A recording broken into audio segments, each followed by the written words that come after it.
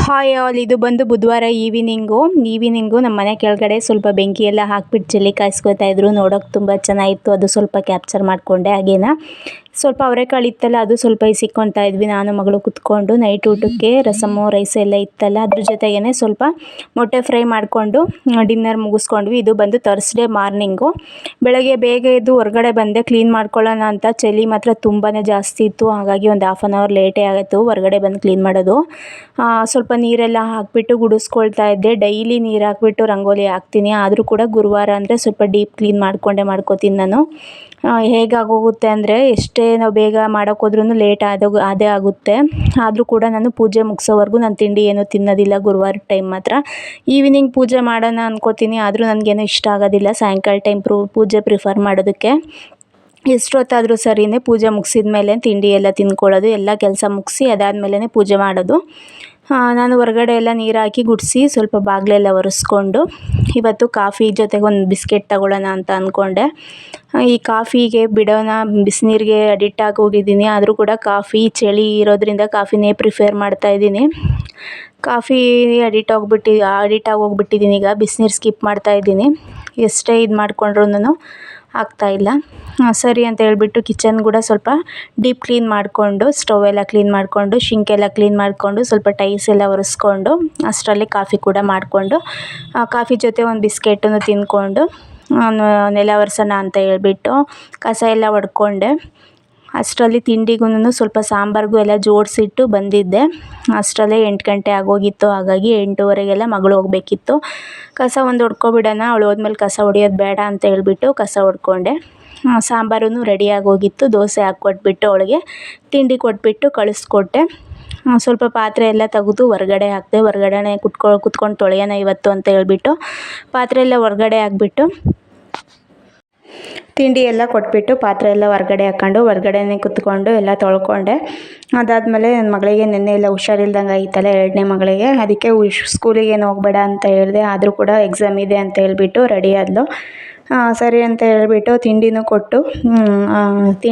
ಕೊಟ್ಬಿಟ್ಟು lunch box ಏನು ಕೊಡಲಿಲ್ಲ. ಸ್ವಲ್ಪ ಬಿಸಿ ನೀರು ಕಾಯಿಸಿ ಬಾಟ್ಲಿಗೆಲ್ಲ ಹಾಕಿಬಿಟ್ಟು ಸ್ವಲ್ಪ ಟ್ಯಾಬ್ಲೆಟನ್ನು ಕೊಟ್ಟು ರೆಡಿ ಮಾಡಿ ಕಳಿಸ್ದೆ. ಮಧ್ಯಾಹ್ನಕ್ಕೆಲ್ಲ ಬರ್ತಾರಲ್ಲ ಅಂತ ಹೇಳ್ಬಿಟ್ಟು ಲಂಚ್ ಬಾಕ್ಸ್ ಏನು ಕೊಡಲಿಲ್ಲ. ಜಸ್ಟ್ ಜಾಮಿಟ್ರಿನೂ ಮತ್ತು ಪ್ಲೇವುಡ್ಡು ತಗೊಂಡು ಹೋದ್ಲು. ಅದಾದಮೇಲೆ ಇಷ್ಟೆಲ್ಲ ಆಗೋ ಅಷ್ಟರಲ್ಲಿ 9:30 ಆಗೇ ಹೋಯಿತು. ಹಸ್ಬೆಂಡು ಸ್ವಲ್ಪ ಎಳ್ನೀರೆಲ್ಲ ತಂದಿದ್ರು, ಅದನ್ನು ಕುಡ್ಕೊಂಡು ಹೋದರು. ನಾನು ಕೂಡ ನೆಲ ಒರೆಸ್ಕೊಳ್ಳೋಣ ಅಂತ ಹೇಳ್ಬಿಟ್ಟು ಸ್ವಲ್ಪ ಹೊತ್ತು ಆದಮೇಲೆ ಅವ್ಳು ಕಳಿಸಿ ಸ್ವಲ್ಪ ಹೊತ್ತು ಆದಮೇಲೆ ನೆಲ ಎಲ್ಲ ಒರೆಸ್ಕೊಂಡು ಕ್ಲೀನ್ ಮಾಡಿಕೊಂಡೆ. ಸ್ವಲ್ಪ ನೆಲ ಎಲ್ಲ ಒರೆಸ್ಕೊಂಡು ಕ್ಲೀನ್ ಆದಮೇಲೆ ಸ್ನಾನ ಮುಗಿಸ್ಕೊಂಡ್ಬಂದ್ಬಿಟ್ಟು ಸ್ನಾನ ಎಲ್ಲ ಮುಗಿಸ್ಕೊಂಡು ಬಂದೆ. ಕ್ರೀಮೆಲ್ಲ ಹಾಕ್ಕೊಂಡು ಮುಖಕ್ಕೆ ಸ್ವಲ್ಪ ಎಲ್ಲ ರೆಡಿ ಆದೆ. ಅದಾದಮೇಲೆ ಪೂಜೆನೂ ಮಾಡ್ಕೊಳ್ಳೋಣ ಅಂತ ಹೇಳ್ಬಿಟ್ಟು ರೆಡಿ ಮಾಡಿಕೊಂಡು ಪೂಜೆನೂ ಮುಗಿಸ್ಕೊಂಡೆ. ಜಾಸ್ತಿ ಗ್ರ್ಯಾಂಡಾಗೇನು ಪೂಜೆ ಮಾಡೋದಿಲ್ಲ ನಾನು. ದೇವ್ರ ಮನೆಗೆಲ್ಲ ಏನು ಪೂಜೆ ಮಾಡಲ್ಲ. ಗುರುವಾರ ರಾಘವೇಂದ್ರ ಸ್ವಾಮಿಗೆ ಮಾತ್ರನೇ ಪೂಜೆ ಮಾಡ್ಕೊಳ್ಳೋದು. ಹಾಗಾಗಿ ರಾಘವೇಂದ್ರ ಸ್ವಾಮಿಗೂ ಪೂಜೆ ಎಲ್ಲ ಮಾಡಿಕೊಂಡು ಮುಗಿಸ್ಕೊಂಡು ಸ್ವಾಮಿನ ಹೇಗಾಗೋಗುತ್ತೆ ಅಂದರೆ ಈ ಗುರುವಾರದ ಟೈಮು ಒಂದು ಪೂಜೆ ಆದಮೇಲೆ ಒಂದು 10 ನಿಮಿಷ ಆದ್ರೂ ಹಾಗೇ ಸ್ವಾಮಿನ ನೋಡಿಕೊಂಡು ನಿಂತ್ಕೊಬಿಡ್ತೀನಿ. ಏನೋ ಒಂಥರ ಮನಸ್ಸಿಗೆ ನೆಮ್ಮದಿ, ಒಂಥರ ಶಾಂತಿ ಸಿಗ್ದಂಗೆ ಅನಿಸುತ್ತೆ. ಹಾಗಾಗಿ ಅದಾದಮೇಲೆ ಪೂಜೆ ಎಲ್ಲ ಮುಗಿಸಿ ಹಿಂಗೆ ಒಂದು ಸ್ವಲ್ಪ ಹೊತ್ತು ಹಾಗೇ ವಿಡಿಯೋ ಮಾಡಿಕೊಂಡೆ. ನೋಡ್ತಾ ಇದ್ರೇ ಒಂಥರ ಏನೋ ಮುಖ ನಗ್ತಾ ಇದ್ದಾರೇನೋ ಅಂತ ಅನಿಸುತ್ತೆ. ಫೋಟೋದಲ್ಲಿ ಅಷ್ಟು ಚೆನ್ನಾಗಿ ಕಳೆ ಇರುತ್ತೆ. ನಾನು ಕೂಡ ಹೊರಗಡೆ ಹೋಗಿ ಸ್ವಲ್ಪ ತಲೆ ಒರೆಸ್ಕೊಳ್ಳೋಣ ಅಂತ ಹೋದರೆ ಬಿಸಿಲು ಎಷ್ಟು ಚೆನ್ನಾಗಿ ಕಾಯ್ತಾ ಇದೆ ಅಂದರೆ, ಬೆಳಗ್ಗೆ ಟೈಮ್ ಎಷ್ಟು ಚಳಿ ಇರುತ್ತೆ, ಮಧ್ಯಾಹ್ನ ಟೈಮ್ ಅಷ್ಟು ಜೋರಾಗಿ ಬಿಸಿಲಿರುತ್ತೆ. ತಲೆಯೆಲ್ಲ ಒರೆಸ್ಕೊಂಡು ಕೂದಲೆಲ್ಲ ಆರಿಸ್ಕೊಂಡು ಅಲ್ಲೇನೂ ತಲೆ ಬಾಚಿಕೊಂಡು ಬಂದೆ. ಸ್ವಲ್ಪ ರೈಸ್ ಗಿಡನ ಅನ್ನಕ್ಕೆ ಅಂತ ಹೇಳ್ಬಿಟ್ಟು ಸಾಂಬಾರು ಇತ್ತಲ್ಲ, ಅದಕ್ಕೆ ಸ್ವಲ್ಪ ರೈಸ್ ಮಾಡ್ಕೊಳ್ಳೋಣ ಅಂತ ಹೇಳ್ಬಿಟ್ಟು ಅನ್ನಕ್ಕೂ ಎಲ್ಲ ಇಟ್ಟೆ. ಅಷ್ಟರಲ್ಲಿ ಮಗಳೂ ಬಂದು ಸ್ಕೂಲಿಂದ. ಅನ್ನಕ್ಕೆ ಇಟ್ಬಿಟ್ಟು ಮಗಳಿಗೇನು ಸ್ವಲ್ಪ ಡ್ರೆಸ್ ಎಲ್ಲ ಚೇಂಜ್ ಮಾಡ್ಕೊ ಅಂತ ಹೇಳ್ಬಿಟ್ಟು ನಾನು ಸ್ವಲ್ಪ ಮಜ್ಜಿಗೆ ಮಾಡಬೇಕಿತ್ತು. ಅದೇ ಹೋಗೋಣ ಅಂತ ಹೋಗ್ತಾಯಿದ್ದೆ. ಅಷ್ಟರಲ್ಲಿ ಸ್ವಲ್ಪ ಎಳ್ನೀರು ಹೊಡೆಸ್ಕೊಬಂದು ಕೊಟ್ಟಳು.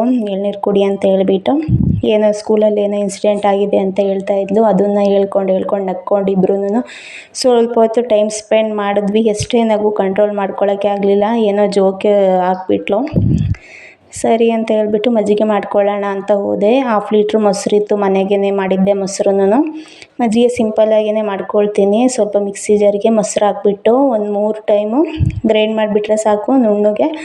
ಎಷ್ಟು ನೀಟಾಗಿ ಮೊಸರಾಗುತ್ತೆ ಮಜ್ಜಿಗೆ ಆಗುತ್ತೆ ಅಂದರೆ ಈಗ ಮಾಮೂಲಿ ಕಡಿತೀವಲ್ಲ ಅದರಲ್ಲೇ ಕೂಡ ಅಷ್ಟು ನೀಟಾಗಿ ಆಗೋದಿಲ್ಲ. ಬೆಣ್ಣೆ ನೋಡಿರಿ ಎಷ್ಟು ಚೆನ್ನಾಗಿ ಬಂದಿದೆ ಅಂತ ಹೇಳಿ. ಮೊಸರು ರೆಡಿಯಾಗಿಬಿಡ್ತು, ಮಜ್ಜಿಗೆನೂ ರೆಡಿಯಾಗಿಬಿಡ್ತು. ಅದಾದಮೇಲೆ ಊಟಕ್ಕೆ ಅನ್ನ ಮತ್ತು ಸಾಂಬಾರು, ಸ್ವಲ್ಪ ದೋಸೆ ಹಿಟ್ಟೂ ಇತ್ತು ಮಧ್ಯಾಹ್ನಕ್ಕೆ. ಏನು ಅಡುಗೆ ಜಾಸ್ತಿ ನೈಟ್ಗೂ ಆಗುತ್ತೆ ಅದೇ ಅಂತ ಹೇಳ್ಬಿಟ್ಟು ಬೆಳಗ್ಗೆ ಹಸ್ಬೆಂಡ್ ಏನು ಊಟ ತಿಂದಿರಲಿಲ್ಲ ತಿಂಡಿನ. ಹಾಗಾಗಿ ದೋಸೆ ಹಾಕ್ಕೊಡು ಇವಾಗ ಅಂತ ಹೇಳಿದರು. ಬಿಸಿ 2 ದೋಸೆ ಹಾಕ್ಬಿಟ್ಟು ಸ್ವಲ್ಪ ರೈಸನ್ನು ಅದ್ರ ಜೊತೆಗೆ ಒಂದು ಗ್ಲಾಸ್ ಮಜ್ಜಿಗೆನೂ ಹಾಕಿ ಕೆಳಗಡೆ ಶಾಪ್ ಹತ್ರ ಕೊಟ್ಟು ಕಳಿಸ್ದೆ ಮಗಳ ಹತ್ರ. ಅಷ್ಟರಲ್ಲಿ ಸ್ವಲ್ಪ ಐಸ್ ಕ್ರೀಮೇನೋ ಬಂದಿದ್ವಂತೆ ಕೆಳಗಡೆ. ಅದನ್ನು ಬೇಕಾ ಅಂತ ಕೇಳಿದರು, ಬೇಡ ಅಂತ ಹೇಳಿದ್ರು ಕೊಟ್ಟು ಕಳಿಸಿರು. ಮಗಳಿಗೆ ಕೆಮ್ಮಾಗಿದೆ ಬೇಡ ಅಂತ ಹೇಳಿದೆ, ಆದರೂ ಕೂಡ ಕೇಳಲಿಲ್ಲ. ಹಾಗೇ ಕೊಟ್ಟು ಕಳಿಸಿದ್ರು. ಸರಿ ಅಂತ ಹೇಳ್ಬಿಟ್ಟು ಮಜ್ಜಿಗೆ ಎಲ್ಲ ತೆಗ್ದಿಡ್ತಿದ್ನಲ್ಲ, ಮಗಳೂ ಬಂದು ಸ್ವಲ್ಪ ಕೆನೆ ಎಲ್ಲ ಇಸ್ಕೊಂಡ್ಳು ತಿಂತೀನಿ ಅಂತ ಹೇಳ್ಬಿಟ್ಟು ಕೆನೆನೂ ಕೊಟ್ಟೆ. ಕೆನೆನೂ ಹಾಕ್ಕೊಂಡು ಕೂತ್ಕೊಂಡು ತಿಂತಾಯಿದ್ಲು. ನಾವು ಕೆನೆ ಎಲ್ಲ ಏನು ಕಡಿಯೋದು ತುಪ್ಪ ಮಾಡೋದು ಆ ಥರ ಮಾಡೋದಿಲ್ಲ. ತುಪ್ಪ ಸಪ್ರೇಟಾಗೆ ತಗೊಬರ್ತೀವಿ, ಸಪ್ರೇಟಾಗೆ ದುಡ್ಡು ಕೊಟ್ಟು ತುಪ್ಪ ತಗೊತೀನಿ. ಕೆನೆ ಎಲ್ಲ ಹೀಗೇ ಮಕ್ಕಳಿಗೆ ತಿನ್ಕೊಳಕ್ಕೆ ಕೊಡ್ತೀನಿ. ಕೆನೆನೂ ತಿಂದ್ಕೊಂಡು ಅದಾದಮೇಲೆ ಐಸ್ ಕ್ರೀಮ್ ತಂದಿದ್ರಲ್ಲ, ಇಬ್ಬರೂ ಕೂತ್ಕೊಂಡು ಐಸ್ ಕ್ರೀಮ್ ತಿಂದ್ಕೊಂಡ್ವಿ. ಮಧ್ಯಾಹ್ನ ಊಟನೇ ಮಾಡಲಿಲ್ಲ, ಬರೀ ಇಷ್ಟರಲ್ಲೇ ಹೊಟ್ಟೆ ತುಂಬೋಯ್ತು. ಐಸ್ ಕ್ರೀಮ್ ತಿಂದ್ಕೊಂಡು ಇವತ್ತಿನ ದಿನ ಮಧ್ಯಾಹ್ನ ಈ ಥರ ಕಳೆದೇ ಹೋಯಿತು. ಇಷ್ಟನೇ ಹೇಳ್ತಾ ಇದ್ದೀನಿ. ಈ ವ್ಲಾಗು ಇಲ್ಲಿಗೆ ಎಂಡ್ ಮಾಡ್ತಾಯಿದ್ದೀನಿ. ಇದಾಗಿತ್ತು ಇವತ್ತಿನ ವ್ಲಾಗ್. ಈ ವ್ಲಾಗ್ ನಿಮ್ಗೆ ಒಂಚೂರಾದ್ರೂ ಇಷ್ಟ ಆದರೆ ಪ್ಲೀಸ್ ಒಂದು ಲೈಕ್ ಮಾಡಿ ಮತ್ತು ಸಬ್ಸ್ಕ್ರೈಬ್ ಮಾಡ್ಕೊಳ್ಳಿ. ನನ್ನ ಚಾನಲ್ಗೂ ಕೂಡ ಸ್ವಲ್ಪ ಸಪೋರ್ಟ್ ಮಾಡಿ ಅಂತ ಕೇಳ್ಕೊಳ್ತಾ ಈ ವ್ಲಾಗ್ ಇಲ್ಲಿಗೆ ಎಂಡ್ ಮಾಡ್ತಾ ಇದ್ದೀನಿ. ಮತ್ತೆ ಸಿಗೋಣ ಮುಂದಿನ ವ್ಲಾಗಲ್ಲಿ. ಅಲ್ಲಿವರೆಗೂ ಟೇಕ್ ಕೇರ್, ಬಾಯ್.